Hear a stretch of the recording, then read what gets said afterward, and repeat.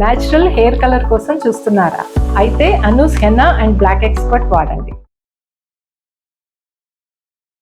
Suman TV ప్రేక్షకులకు నమస్కారం. మార్చి 3న చంద్రగ్రహణం ఏర్పడుతుంది. మరి ఏ రాశుల వారి మీద ఎలాంటి ప్రభావం చూపబోతోంది? ముఖ్యంగా గర్భిణీ స్త్రీలు ఏమైనా జాగ్రత్తలు తీసుకోవాలా? ఎలాంటి పరిహారాలు ఏమైనా పాటించాలా? ఈ వివరాలన్నీ కూడా తెలియజేయడానికి ప్రస్తుతం మనతో పాటు ఉన్నారు ప్రముఖ జ్యోతిష్య వాస్తు పండితులు బ్రహ్మశ్రీ నానాజీ పట్నాయక్ గురువు గారు. వారితో మాట్లాడదాం. గురువు గారు నమస్కారం. గురువు గారు శ్రీమాత్రే నమః. మరి 2026లో తొలి చంద్రగ్రహణం గురువు గారు ఎలాంటి రాశుల వారి మీద ఎలాంటి ప్రభావం చూపబోతుంది? ఏమైనా పరిహారాలు పాటించాలంటారా? పట్టు విడుపు సమయాలు ఏమైనా ఉన్నాయా? అవి కూడా ఒకసారి అంటే తెలియజేస్తారు. ఈసారి వచ్చే చంద్రగ్రహణం ఏదైతుందో స్వల్పమేనండి, పెద్ద ఏం కాదు. సాయంత్రం సమయంలో 6:15 ఆ టైంలో వచ్చి 6:45 కల్లా సంథింగ్, చాలా స్వల్పంగా 30 ఉంటుంది. minutes. చాలా తక్కువ సమయం ఉంటుంది, ఎక్కువసేపు లేదు. దానికి స్వల్పంగానే ఉంటుంది. పాక్షిక సంపూర్ణ చంద్రగ్రహణం కాదు ఇది. సంపూర్ణ చంద్రగ్రహణం పాక్షికంగా ఉంటుంది ఇండియాలో. అయితే ఇక్కడ ఏంటంటే మరి ఇది ఏ రాశుల మీద పడుతుంది, ఏ రాశుల వారికి ఎక్కువ ఎఫెక్ట్ అంటే సింహరాశిలో పడుతుంది, పుబ్బా నక్షత్రంలో. కాబట్టి పుబ్బా నక్షత్ర జాతకులు, సింహరాశి జాతకులు మెయిన్గా జాగ్రత్తగా ఉండాలి. వాళ్ళు ఏ దానాలు చేయాలో కూడా చెప్తాను.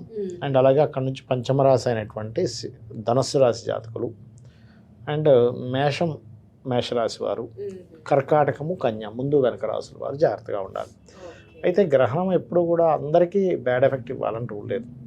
ఒక్కొక్కరికి ఒక్కొక్క విషయంలో జాగ్రత్తగా ఉండాలి. ఇప్పుడు మేషం వారు ఉన్నారనుకోండి, ఇప్పుడు చూడండి, మనకి గర్భవతులు జాగ్రత్తగా ఉండాలి, గర్భిణీ స్త్రీలు జాగ్రత్తగా ఉండాలంటారు. మేషం వాళ్ళు మాత్రమే జాగ్రత్తగా ఉండాలి. అందరూ కాదా గురువు? పంచమంలో గ్రహణం కదండి. గర్భిణీ స్త్రీలు, అలాగే షేర్ మార్కెట్ చేసే విషయాల్లోని, ఫ్రెండ్స్ విషయాల్లో, ప్రేమ వ్యవహారాల విషయాల్లో జాగ్రత్తగా ఉండాలి. వృషభం వారికి 4వ స్థానంలో పడుతుంది కాబట్టి గ్రహణం, వీళ్ళు పర్టికులర్గా వీళ్ళకి ఏంటంటే ఏదైనా ప్రాపర్టీస్ తీసుకునేటప్పుడు, విద్యా విషయంలోని అనవసరంగా మనస్తాపం చెందడం లాంటివి చేయకూడదు. ఇక మిథునం వారికి కనుక చూసుకుంటే 3వ స్థానంలో గ్రహణం చాలా మంచిది. కాబట్టి వీళ్ళకి ఏదైనా ప్రయత్నం చేస్తుంటే ఆ ప్రయత్నం కూడా సఫలీకృతం అవుతుంది. పట్టుదలతో చేసే ఏ ప్రయత్నమైనా కృషితో వీళ్ళు నిలబడి, అంటే ధైర్యంగా నిలబడి ఏదైనా సాధించగలుగుతారు.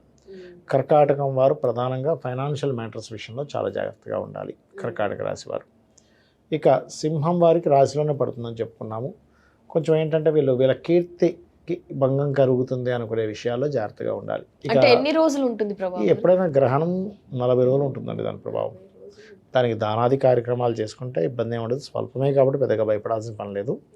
ఇక కన్యవారికి ఇన్వెస్ట్మెంట్స్ చేసే విషయంలో చూడండి, గ్రహణ ప్రభావం ఎక్కడ చూపిస్తుంది అంటే వీళ్ళకి 12వ స్థానం కాబట్టి ఖర్చు పెట్టడం, ఇన్వెస్ట్మెంట్ చేసే విషయాల్లో 40 days జాగ్రత్తగా ఉండాలి. తులవారికి ఏకాదశంలో గ్రహణం చాలా మంచిది, డోంట్ వరీ. చంద్రగ్రహణం, మళ్ళీ సూర్యగ్రహణం ఎఫెక్ట్ ఉంటుంది తులవారికి. అలాగే చూసుకున్నట్లయితే ఇక్కడ ఏదైతే మనకి వృశ్చికం వారు ఉన్నారో వీళ్ళకి 10వ స్థానంలో గ్రహణం కెరీర్ పరంగా మంచి ఫలితం ఇస్తుంది. ఇక్కడ కెరీర్ విషయంలో ఇబ్బంది ఏమి ఉండదు. ధనస్సు వారు కాస్త తండ్రి గారి ఆరోగ్య విషయంలోని, బ్యాంకింగ్ సెక్టార్లో ఉండేటువంటి వారు బ్యాంక్ ట్రాన్స్ఫర్, ఏదైనా మనీ ట్రాన్స్ఫర్ చేసే విషయంలోని, లాంగ్ జర్నీస్కి వెళ్ళేటువంటి విషయాల పట్ల జాగ్రత్తగా ఉండాలి. ఇక మనకి మకరం వారికి అష్టమంలో గ్రహణం కాబట్టి న్యూట్రల్గా ఉంటుంది. అంటే కొన్ని పూర్వీకుల ఆస్తుల విషయంలో కొంచెం ఇబ్బందులు వస్తాయి. ఇక కుంభం వారు ఏంటంటే పర్టికులర్గా వీళ్ళు వివాహ నిర్ణయాలు, వివాహ జీవిత సంబంధించిన విషయంలో చాలా జాగ్రత్తగా ఉండాలి. మీన రాశి వారికి 6వ స్థానంలో గ్రహణం శత్రు నాశనం అంటూ ఉంటారు, శత్రువుపై జయం ఉంటుంది. అయితే ఈ గ్రహణం అయిపోయిన తర్వాత రోజు దానం ఏమి ఇవ్వాలి అందరూ ఈ రాశి ఎవరెవరు పర్టికులర్గా అంటే సింహము, ధనస్సు, మేషము, కర్కాటకము, కన్యా రాశి వారు దానాలు ఇవ్వాలి. అందరూ ఇవ్వాల్సిన పని లేదు. చిన్న చిన్న ప్రతిమలు ఉంటాయి, ఏదైనా మెటల్ది, రవిచంద్ర ప్రతిమలు, 2 చిన్న నాగపడగలు లాంటివి, బియ్యము, గోధుమలు, ఉలవలు, మినుములు దానంగా ఇవ్వడం, నువ్వులు కూడా ఉంటే దానం ఇవ్వడం. అలాగే మనకి ఇత్తడి గిన్నె చిన్నది తీసుకొని దాంట్లో ఆవు నెయ్యిని పెట్టి దానంగా ఇవ్వాలి. ఈ దానాలు ఇవ్వాలి. ఇస్తే ఏ రోజు ఇవ్వాలి? గ్రహణం అయిపోయినా నెక్స్ట్ డే ఇవ్వచ్చు, ఎలాగో సాయంత్రం అవుతుంది కాబట్టి. నేను ఇందాక చెప్పినట్టుగా జాగ్రత్తలు తీసుకోవాలి. అయితే మనకి ఇప్పుడు ఫిబ్రవరి 17వ తేదీనేమో సూర్యగ్రహణం, ఈ సింహరాశిలో చంద్రగ్రహణం అయినందుకు ఇది కొంచెం దేశకాల పరిస్థితుల మీద, పంచగ్రహ కూటమితో వచ్చిన సప్తమం సూర్యగ్రహణము, అలాగే సింహరాశిలో ఏర్పడిన చంద్రగ్రహణంలో ఇది రాజకీయ నాయకులకి, ప్రెసిడెంట్లకి, దేశాల్లో ఉండే పెద్ద పెద్ద నాయకుల మీద దీని ఎఫెక్ట్ ఉంటుంది. దీనివల్ల విభజనలు జరగవచ్చు, కొంతమంది దిగిపోయే ఛాన్సెస్ ఉంటుంది, కొన్ని ప్రభుత్వాలు మారే ఛాన్సెస్ ఉంటుంది, కొంతమంది మీద కొన్ని బురద జల్లే ప్రయత్నం కూడా చేస్తారు. కొంతమంది రాజకీయ నాయకులు అనారోగ్య సూచనలు కానివ్వండి, అంటే ఏదైనా రాజకీయ రంగాల్లో ఉండేటువంటి వారు, మెడికల్ రంగాల్లో ఉండేటువంటి వారు కొంత జాగ్రత్తగా ఉండవలసినటువంటి స్థితిగతులు ఉన్నాయి. కాకపోతే ఎవరైతే గ్రహణ సమయంలో వాళ్ళ ఇష్టదైవం లేదా వాళ్ళ గురువుల నుంచి మంత్రం తీసుకునేటువంటిది చేసుకుంటే కూడా దాని ఫలితం కూడా 1000 రెట్లు ఉంటుంది. అంటే ఒక్కసారి చదివిన మంత్రం 1000 సార్లు చదివిన ఫలితం వస్తుంది. ఇప్పుడు అప్పుల పాలు ఉన్నారు, అప్పుల పాలు అయిపోయి ఉన్నారు చాలామంది. ఈ సూర్యగ్రహణం కానీ చంద్రగ్రహణ సమయంలో కానీ మీరు కనుక ఓం అపర్ణాయ నమః అని చేస్తున్నారు అనుకోండి, ఖచ్చితంగా వాళ్ళకి అమ్మవారి అనుగ్రహంతో అప్పుల నుంచి బయటపడగలుగుతారు, లేదా ఫైనాన్షియల్ గ్రోత్ రావాలి. ఓం ధర్మాధ్యక్ష ధనాధ్యక్ష ధనధాన్య విపత్తిని నమః, లేదా ఓం సంపత్కరీ సమారూఢ సింధుర వ్రజసేవితాయ నమః. వివాహం అవ్వట్లేదు, అప్పుడు ఏం చేయాలి వాళ్ళు అంటే వాళ్ళు పర్టికులర్గా వివాహ సంబంధించినటువంటి విషయంలో చూసుకున్నట్లయితే, అయితే వివాహం అంటే గుర్తొచ్చింది, కుంభరాశి వారు వివాహ సంబంధించిన విషయాల్లో కొంచెం జాగ్రత్తగా ఉండాలి. చంద్రగ్రహణం కుంభరాశి వారు వివాహ నిర్ణయాలు, పార్ట్నర్షిప్స్ విషయంలో. అలాగే వివాహం అవ్వట్లేదు, ఈ గ్రహణ సమయంలో ఓం కామేశబద్ధ మాంగళ్య సూత్ర శోభిత కందరాయ నమః మంత్రం చేసుకోవచ్చు. ఈ రకంగా చేసుకోవచ్చు.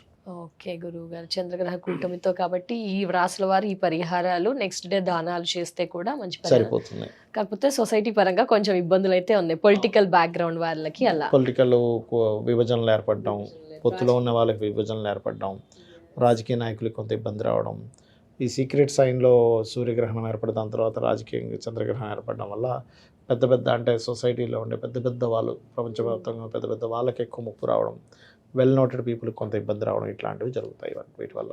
గర్భిణీ స్త్రీలు అయితే ఏం పాటించాల్సిన అంటే ఆ రాశిలో పర్టికులర్గా మేషం వారు, అది కూడా స్వల్పమే కాబట్టి పెద్దగా భయపడాల్సిన పని లేదు. మేషరాశి వారు కొంచెం, మేషరాశి ఆరు మేష లగ్నం వీళ్ళు జాగ్రత్త పడాలి, సరిపోతుంది. గురువు గారు, మరి ఇదంతా ఓకే, ఇండియాలో ఉన్నవారు దానాలు చేయగలుగుతారు, అదంతా కూడా అప్పటికప్పుడు తెచ్చేసుకొని చేయరు, మరి ఫారెన్ లో ఉన్న వాళ్ళు కూడా పర్సన్స్ ఫాలో అవుతూ ఉంటారు, వాళ్ళకి ఏమైనా ప్రభావం ఉంటుంది అంటారా? ఏమైనా రెమెడీస్ ఫాలో అవ్వచ్చు? ఇప్పుడు సూర్యగ్రహణం అనుకోండి ఎక్కువ బయట కంట్రీస్ మీదే ఉంది, చంద్రగ్రహణం కొంత బయట కంట్రీలు కొంత ఇండియాలో ఉంది. ఇప్పుడు సరే బయట దేశాల్లో ఉన్నాం, అక్కడ వాళ్ళు ఇవ్వలేరు దానము, వాళ్ళ తరపున ఇండియాలో తల్లిదండ్రులు, అత్తమామలో, వాళ్ళ అన్నయ్యలో, తమ్ముళ్ళలో ఇవ్వవచ్చు. వాళ్ళ పేరు గోత్రనామం అని చెప్పి గ్రహణ ప్రభావం ఎవరి మీద అయితే ఉంటుందో వాళ్ళ పేరు గోత్రము వాళ్ళు కావాలంటే వాళ్ళకి మనకు టెక్నాలజీ బాగా పెరిగింది కాబట్టి వాట్సాప్ కాల్లో ఉండి చూస్తున్నా కూడా సరిపోతుంది. ఆ రకంగా దానం ఇవ్వచ్చు. అంటే చాలా మందికి ఇదే సందేహం, మీరు అన్నట్టుగా అయ్యో అక్కడెక్కడ ఉండిపోయాను, దానం చేయలేకపోయాను, ఈ రాశిలో మేము ఉన్నాం, మీరు చెప్పింది వినగానే ఈ రాశిలో అయ్యో మేము ఉన్నాం చేయలేకపోతున్నామని ఫీల్ అవుతుంటారు. అలాంటి వారు వాళ్ళ తల్లిదండ్రులు, వాళ్ళకి తెలిసిన వాళ్ళు, వాళ్ళ చుట్టాలు ఎవరైనా కూడా వాళ్ళ పేరు మీద ఇవ్వచ్చు. తప్పకుండా గురువు గారు. ధన్యవాదాలు గురుగారు, నమస్కారం. శ్రీమాత్రే నమః.